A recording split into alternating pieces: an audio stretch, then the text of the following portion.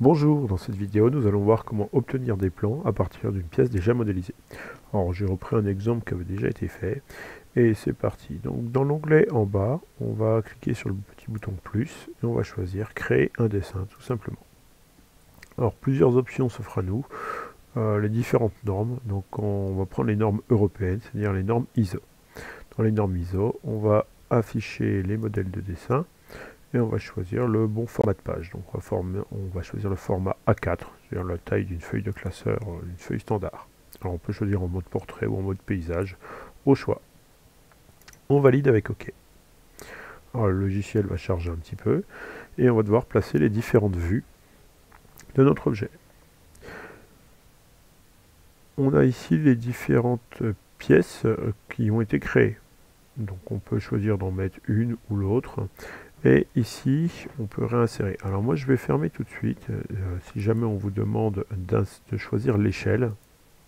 Ici, donc échelle 1 à taille réelle, échelle 1 demi, tout est divisé par 2, etc. etc. 1 dixième, tout divisé par 10. On va essayer l'échelle 1 pour voir ce que ça donne. À savoir que si on ne clique pas sur l'échelle, le logiciel choisit une échelle automatiquement pour adapter l'objet à la taille de la feuille. Et on va cliquer sur insérer, on retombe sur la fenêtre qu'on avait fermée. Donc on va choisir notre pièce, donc on voit qu'on a différentes pièces possibles. On va mettre juste la première ici. Et on va avoir la vue de face. Donc on peut positionner notre vue de face. Et on peut positionner nos différentes vues. Alors pour rappel, ici ça ne se verra pas beaucoup avec cette pièce, mais la vue de gauche va être à droite, la vue de droite à gauche, et on peut recliquer sur notre photo pour mettre sur notre image pour mettre au-dessus la vue du dessous. Si on reclique ici et qu'on se déplace dans l'angle, on peut avoir une vue isométrique de notre pièce.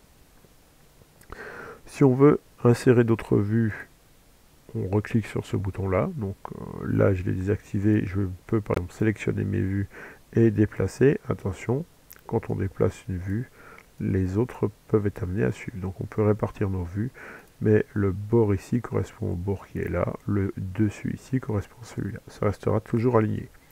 Donc on peut répartir un petit peu nos vues de façon à occuper la feuille correctement.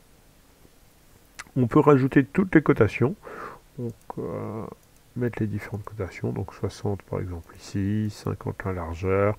On peut mettre nos cotations, alors là il va nous manquer les traits de construction, il faudra les rajouter.